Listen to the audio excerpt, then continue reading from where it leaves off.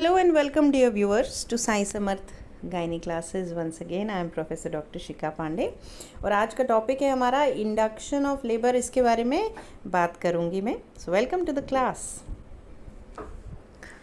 देखिए, जब कभी हमें डिलीवरी करानी है और प्रोसेस ऑफ लेबर खुद से शुरू नहीं हुआ है, हाँ, तो हम लेबर शुरू कराने के लिए यूटेराइन कॉन्ट्रैक्शंस को एलिसिट करते हैं।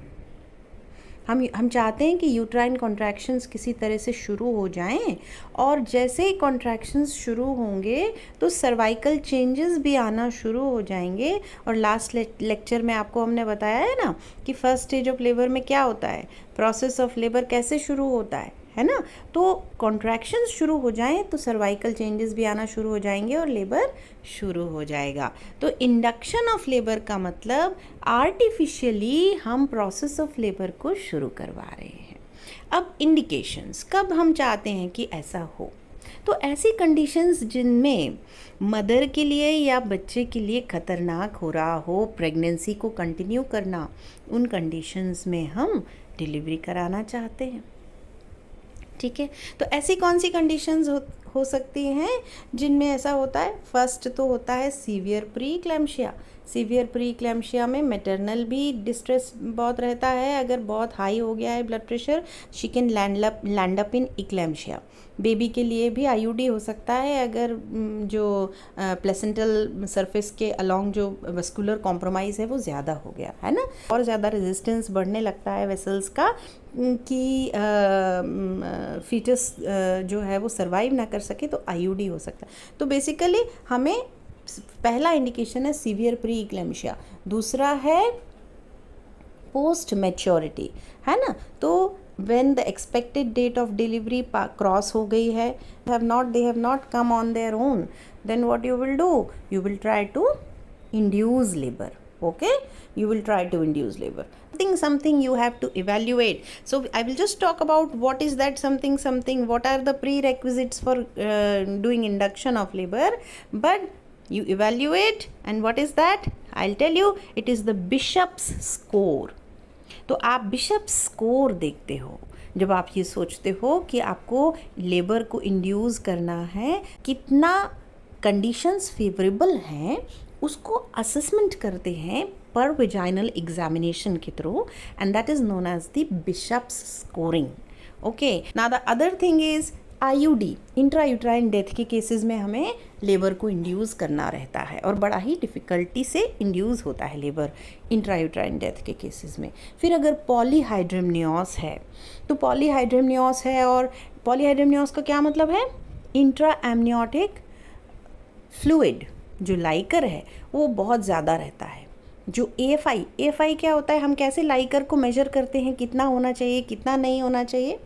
तो ये एमनियोटिक फ्लूइड एएफआई जो है अगर बहुत ज़्यादा हो जाता है तो क्या होता है, बहुत मदर का डायफ्राम को ऊपर पुश करता है, पेट ज़्यादा फूल जाता है और ऊपर जो हमारा डायफ्राम है वो लंग्स को प्रेस करता है और सांस लेने में भी डिफ़िकल्टी होती है मदर को फुल टर्म प्रेगनेंसी में। She is not able to breathe, so there is cardio respiratory embarrassment, and then you want to deliver her, to relieve her of that distress. Congenital anomaly है तो हम indications को कभी भी आपसे पूछा जाए, इंडिकेशंस को आप दो कैटेगरी में डिवाइड कर दें, मैटरनल और फीटल। और मैटरनल अलग बताओ, फीटल अलग बताओ, ठीक है ना। तो अगर कोई बेबी में कंजेनाइटल एनोमली है, हाइड्रोकेफलस है, या कोई ऐसी एनोमली है जिससे कि बेबी सर्वाइव ही नहीं कर सकता है ना, उसकी कोई प्रोग्नोसिस ही नहीं है, तो फिर आपको क्या करना है, फिर आपको इंड्यूस करना पड़ेगा लेबर। इज इट और no? So these are the indications, and now I will talk about the prerequisites for inducing labor. ये देखिए, ये है बिशप्स स्कोरिंग का सिस्टम। बिशप स्कोर एक ऐसा सिस्टम है जिसमें हम सर्वाइकल चेंजेस देखते हैं, और हम सर्वाइकल चेंजेस देखते हैं मतलब हम पीवी करते हैं, पर वेजाइनल एग्जामिनेशन करते हैं उस लेडी का जिसमें हम इंड्यूस करना चाहते हैं, जिसको हम इंड्यूस करना चाहते हैं। आप पीवी करेंगे तो देखेंगे कि डायलिटेशन कितना है, फिर जितना डायलिटेशन है उस बेसिस पे उसको नंबर दिए हैं 0 1 2 3 से लेकर, है ना। फिर इफेसमेंट कितना है, इतना है, जैसे जैसे इफेसमेंट बढ़ रहा है नंबर बढ़ते जा रहे हैं। फिर स्टेशन क्या है उसका, स्टेशन का मतलब जो प्रेजेंटिंग पार्ट है ना वो पेल्विस में कितना अंदर तक गया है, उसका डिसेंट कितना हुआ है, level of descent station of the head, है ना। तो 0 स्टेशन का मतलब होता है कि जो प्रेजेंटिंग पार्ट है वो कहाँ पर है, ईशियल स्पाइंस पे, और उससे और ऊपर और ऊपर और ऊपर -1 -2 -3 फ्लोटिंग, इजंट इट। तो ये डिसेंट बढ़ता जा रहा है। जब प्लस में डिसेंट आ गया इसका मतलब वो ईशियल स्पाइन से नीचे आ गया प्रेजेंटिंग पार्ट। यह है कंसिस्टेंसी का मतलब है कि सर्विक्स को छूने से वो कैसा फील हो रहा है ना। वो हार्ड फील हो रहा है तो उसको बोलेंगे फर्म, अगर वो सॉफ्ट फील हो रहा है, मीडियम फील हो रहा है, या फिर वो सॉफ्ट का मतलब ये है कि आपको एक प्रेग्नेंट सर्विक्स भी लग रहा है, साथ में वो स्ट्रेच भी हो रहा है, तो फिर वो सॉफ्ट में आता है। सिर्फ ये सॉफ्ट है तो फिर वो मीडियम उसमें आता है। फिर पोजीशन का मतलब कि सर्वाइकल पोजीशन क्या है, तो हमने आपको लास्ट क्लास में बताया था कि सर्विक्स की जो पोजीशन है ना वो लेबर जैसे जैसे प्रोग्रेस करता है सर्विक्स की पोजीशन भी चेंज होती है। जब कॉन्ट्रैक्शंस बिल्कुल नहीं है तो सर्विक्स कहाँ होता है, पोस्टीरियरली होता है, और फिर थोड़ा बहुत लेबर शुरू होता है तो फिर वो मिड पोजीशन हो जाती है और फिर बाद में वो एंटीरियर हो जाता है। तो उस बेसिस पे उसकी जो है वो नंबरिंग हुई है, और बिशप स्कोर जो है वो 6 से ज़्यादा होता है तो हम कहते हैं कि वो फेवरेबल स्कोर है। ये जो आपको दिखाया जा रहा है ये पुराना वाला बिशप स्कोरिंग है, अभी मॉडिफाइड बिशप स्कोरिंग आ गई। उसमें चेंज क्या किया अभी दिखाते हैं। ये मॉडिफाइड बिशप स्कोरिंग सिस्टम है, इसमें सब कुछ वैसा ही रखा है, सिर्फ एक चीज़ चेंज कर दी है, सर्विक्स की लेंथ, जो कि एक ज़्यादा प्रिडिक्टेबल चीज़ है। जब हम पीवी करते हैं तो हम सर्विक्स की लेंथ को आसानी से मेजर कर सकते हैं, और इसलिए सर्वाइकल लेंथ भी एक पैरामीटर है जो डाल दिया गया है नए स्कोरिंग सिस्टम में, और उसको भी नंबरिंग दे दी है। तो जैसे जैसे सर्विक्स की लेंथ कम होती जा रही है इसका मतलब सर्विक्स क्या हो रहा है, शॉर्ट होता जा रहा है, वो इफेस होता जा रहा है, उसकी थिनिंग होती जा रही है। और ये जो इफेसमेंट है जैसे जैसे प्रोग्रेस करेगा उसको जितनी स्कोरिंग मिल रही है वो बढ़ रही है। इसका मतलब वो लेबर की तरफ जा रही है लेडी। अगर उसकी स्कोरिंग ज़्यादा है तो उसका क्या मतलब है कि वो लेबर उसका शुरू हो रहा है, उसका सर्विक्स भी थिन हो रहा है, उसका हेड भी ज़्यादा डिसेंट हो गया है, डायलिटेशन भी बढ़ गया है, सर्विक्स की पोजीशन भी एंटीरियर हो गई है ना। तो जो टोटल स्कोर है वो हम देखते हैं और हम पता लगाते हैं कि कितनी फेवरेबल हैं कंडीशंस इंडक्शन के लिए। तो जो मल्टीपैरस होती हैं ना उनमें इंडक्शन इजी होता है, प्राइमी पैरस में इंडक्शन डिफ़िकल्ट होता है, और जिनमें इंट्रायूट्राइन डेथ हो गई है उनमें भी इंडक्शन बड़ा ही डिफ़िकल्ट होता है इंड्यूस करना। अब कैसे करेंगे उसके बारे में बात करते हैं। उससे पहले कुछ और मॉडिफिकेशंस भी हुए हैं बिशप स्कोर में, जैसा ये है कि कुछ मॉडिफायर्स ऐड कर दिए गए हैं। तो अगर प्री इक्लेम्शिया है या फिर प्रीवियस वेजाइनल डिलीवरी हो चुकी है, एक मल्टीपैरस लेडी है, तो फिर उसको 1 पॉइंट दे देंगे। ये क्या है Cerviprime 0.5 mg, yes this is a prostaglandin. तो I am now talking about कि किस तरह से इंड्यूस करें। तो एक तो मेडिसिन्स होती हैं, मेडिकल मेथड्स होते हैं, और दूसरे नॉन फार्मेकोलॉजिक या फिर सर्जिकल मेथड्स होते हैं, और तीसरा तरीका है कंबाइंड, हम दोनों चीज़ों को एक साथ यूज़ कर सकते हैं। तो ये पहला ड्रग है जिसको यूज़ किया जाता है इंडक्शन ऑफ लेबर के लिए, और इसको कह रहे हैं dinoprostone. Yes this is PGE2, prostaglandin का PGE2 एनालॉग। ये जो है प्रोस्टाग्लैंडिन्स जो होते हैं वो यूट्राइन कॉन्ट्रैक्शंस भी कॉज करते हैं और सर्विक्स पे भी चेंजेस कॉज करते हैं, सर्वाइकल डायलिटेशन और इफेसमेंट भी कराते हैं। तो प्रोस्टाग्लैंडिन के 2 एनालॉग्स यूज़ किए जाते हैं इंडक्शन के लिए। ये पहला वाला है, इसको बोलते हैं PGE2, जेल के फॉर्म में आता है, 500 माइक्रोग्राम की है ये ट्यूब, और इसको हम 2 तरीके से इंस्टिल करते हैं।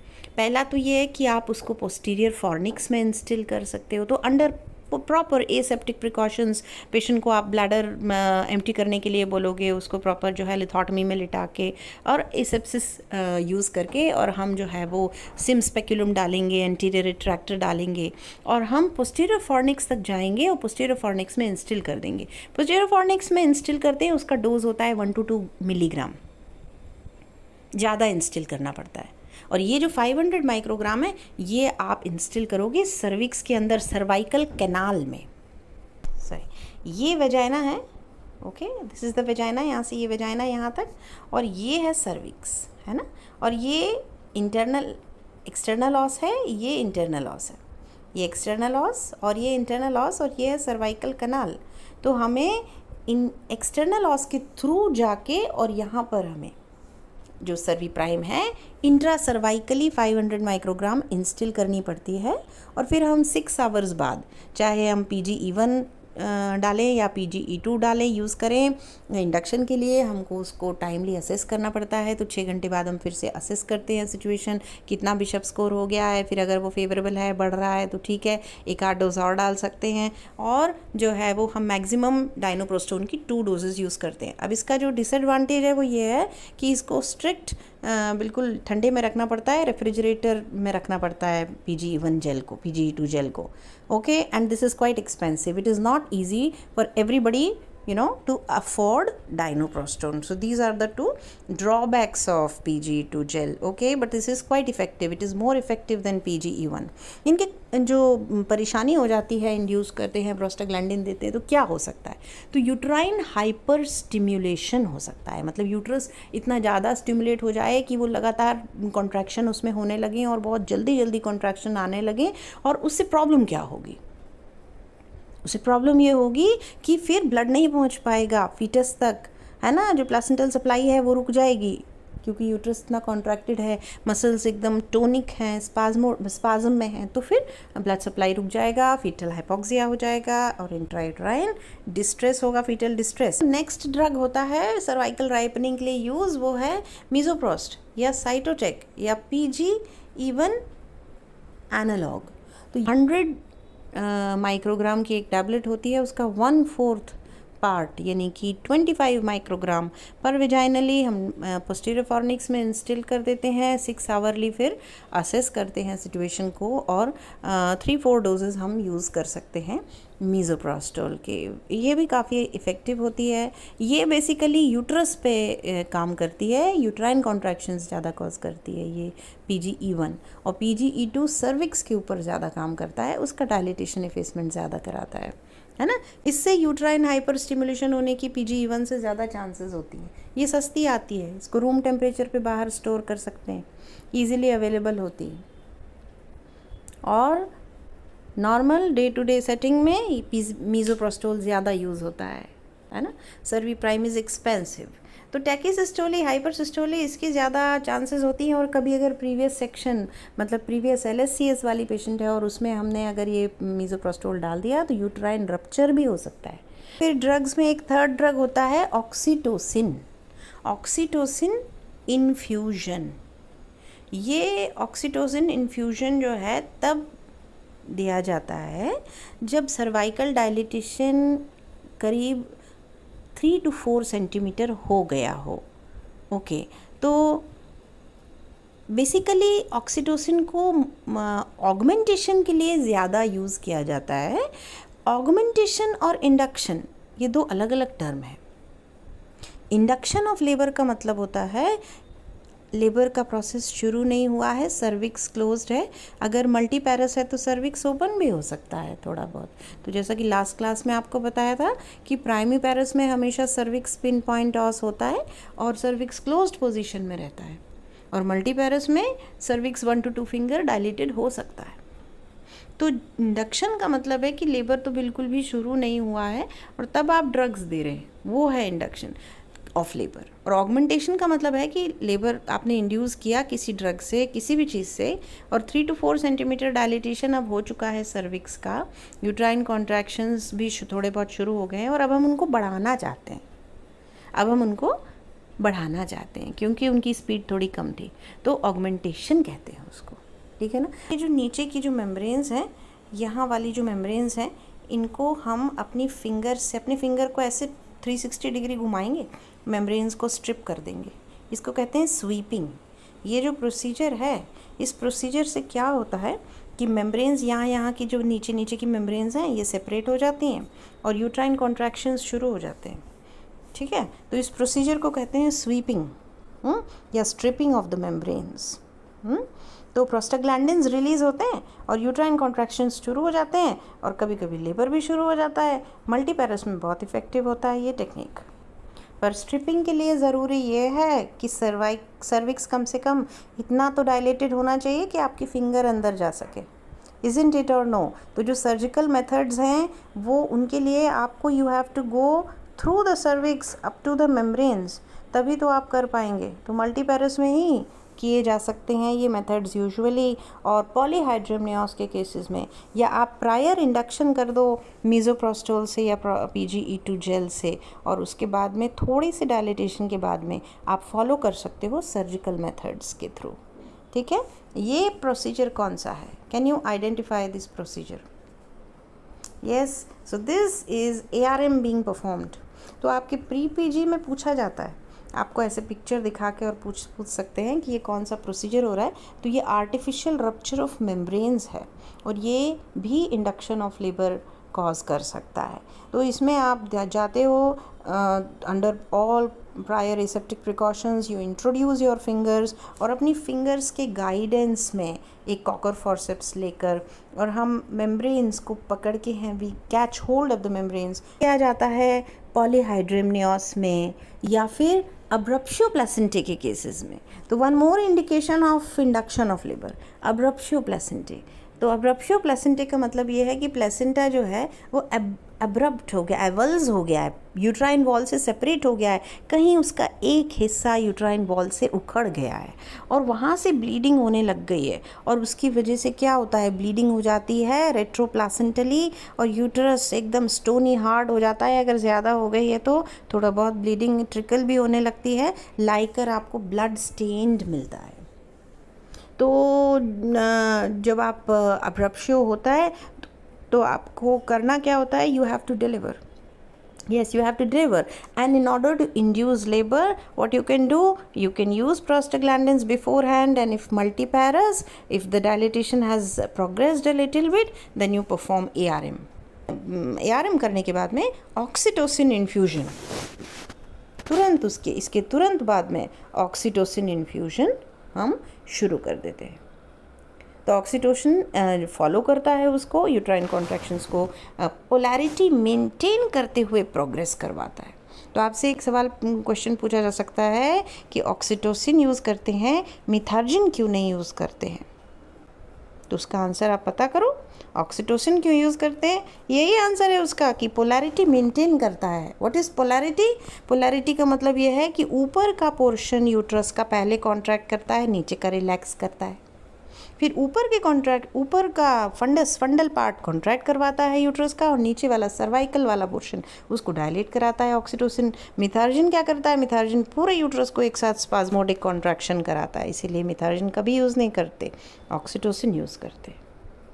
अभी ARM करने में बहुत बड़ी समस्या है, वो ये है कि जैसे ही आपने ARM किया वैसे ही कभी कभी अचानक से अगर प्रेजेंटिंग पार्ट वेल फिटेड नहीं है, अगर बहुत वेल अप्लाइड नहीं है, सर्विक्स से प्रेजेंटिंग पार्ट फ्लोटिंग है और आपने मेम्ब्रेन्स रप्चर कर दिया, तो एक तो ये हो सकता है कि कॉर्ड बाहर आ जाए, तो साइड से स्लिप होके कॉर्ड बाहर आ जाएगी। अगर वेल फिटिंग है प्रेजेंटिंग पार्ट, हेड बड़े अच्छे से अप्लाइड है सर्विक्स से, तो फिर तो यहाँ पे जगह ही नहीं है कि अम्बिलिकल कॉर्ड यहाँ से निकल के बाहर आए। लेकिन अगर हेड यहाँ पर है तो यहाँ काफ़ी जगह रहती है, अम्बिलिकल कॉर्ड बाहर आ जाती है, कॉर्ड प्रोलैप्स हो जाता है। ठीक है, दूसरा प्रॉब्लम ये हो सकती है कि बहुत सारा लाइकर बाहर आ जाए, बहुत सारा लाइकर बाहर आ जाए, है ना, और फिर उससे भी फीटल डिस्ट्रेस हो जाएगा ARM करने से, है ना। तो हमें केयरफुल रहना होता है, और ARM करने के बाद में हमेशा PV करते हैं। तो आपसे एक चीज़ पूछी जाती है कि PV कब कब करनी है। तो जब फर्स्ट स्टेज ऑफ लेबर चल रही है तो आपको क्या हर बार PV करनी है, हर एक घंटे में PV करनी है? नहीं, ऐसा नहीं करना है। क्यों नहीं करना है? क्योंकि PV आप बार बार करेंगे तो इन्फेक्शन कॉज करेंगे, इन्फेक्शन अंदर पहुंचा रहे हो आप, तो हर बार तो नहीं करनी है। तो कुछ 4-5 इंसिडेंसेस ऐसे होते हैं कि जब आपको PV करनी होती है, उनमें से एक ये होता है कि ARM किया तो आपको PV करनी है, to ensure that cord has not come out. अच्छा, फिर कुछ होते हैं मैकेनिकल डायलेटर्स जिनको हम यूज़ कर सकते हैं सर्विक्स को डायलेट करवाने के लिए, है ना। और सर्विक्स डायलेट होगा ना तो कॉन्ट्रैक्शन अपने आप शुरू हो जाएंगे। सर्विक्स को छूने भर से भी कॉन्ट्रैक्शन शुरू हो जाते हैं। कौन सी रिफ्लेक्स बोलते हैं उसको? उसको बोलते हैं फर्ग्यूसन्स रिफ्लेक्स, ठीक है ना। तो ये आप ये देख रहे हो, ये जो एक ये फिगर है, इसमें दो बलून दिख रहे हैं, एक यहाँ पे अंदर है, एक यहाँ बाहर है। ये तो समझ में आ रहा है, ये सर्विक्स है इतना, है ना, ये सर्विक्स है, ये वजाइना है, और सर्विक्स के एक जस्ट अंदर है बलून और एक बलून बाहर है, और ये दोनों ऐसे, इन दोनों के बीच में सैंडविच हो गया है सर्विक्स। और फिर हम क्या कर रहे हैं, ये नीचे वाली जो ट्यूब है ना, इसको पकड़ के अगर खींचते हैं ना थोड़ा सा भी, तो ये प्रेस हो जाएगा, ये सर्विक्स डायलेट होगा। इवन जो सेलाइन जो भरी हुई है, जो बलून फूला हुआ है, वो सेलाइन से फूला हुआ है, और ये सर्विक्स को धीरे धीरे करके राइप कर देगा। सर्वाइकल राइपनिंग बलून्स, इसको कुक्स कैथेटर कहते हैं। ये जो कैथेटर है, अगर ये नहीं भी हो तो फोलीज कैथेटर भी अंदर डाल के और यहाँ पे सर्विक्स के अंदर सर्वाइकल कनाल में डाल के और उसको इन्फ्लेट कर देते हैं फोलीज कैथेटर को, या फिर यहाँ अंदर सर्विक्स, यहाँ थ्रू द सर्विक्स, है ना, इस वाली पोजीशन में जाके इन्फ्लेट कर देते हैं, और फिर हम उसको पुल करते हैं तो वो मैकेनिकल प्रेशर डालता है, डाउनवर्ड प्रेशर डालता है सर्विक्स के ऊपर, और वो उसको डायलेट कर देता है। जब हम फोलीज कैथेटर, इसमें एक ही बलून रहता है और डाउनवर्ड प्रेशर ये लगाता है, हम इसको पुल करेंगे तो, और ये कुक्स कैथेटर है जिसमें 2 बलून होते हैं और इससे सैंडविच प्रेशर लगता है। तो इस चीज़ को ज़रा देखो, ये हाइग्रोस्कोपिक डायलेटर की कैटेगरी में आता है। आपसे MCQ पूछा जा सकता है प्री PG में कि इसको आइडेंटिफाई करो, ये क्या चीज़ है। ये कॉपर्टी नहीं है, ये जो है लैमिनेरिया टेंट है, लैमिनेरिया टेंट। इसको इस तरह से सर्विक्स के अंदर डाल दिया जाता है, सर्वाइकल कैनाल में डाल दिया जाता है, और फिर ये हाइग्रोस्कोपिक नेचर का होता है, वहाँ से ये मॉइस्चर वगैरह एब्जॉर्ब करके पतला सा रहता है और ये ऐसे फूल जाता है, और सर्विक्स को ये धीरे धीरे करके 12 आवर्स में डायलेट कर देता है। और ये पर काफ़ी समय लेता है, करीब 12 आवर्स के करीब इसमें लग जाते हैं। इस प्रोसीजर को आइडेंटिफाई करो। ये भी रप्चर ऑफ मेम्ब्रेन्स कराया जा रहा है, इसमें एक अलग इंस्ट्रूमेंट है, ये कॉकर फॉर्सेप्स नहीं है, ये एमनी हुक है। ये सारे मेथड्स मैंने आपके साथ में डिस्कस करे कि किस तरह से इंडक्शन ऑफ लेबर कराया जाता है। Thanks for staying with me.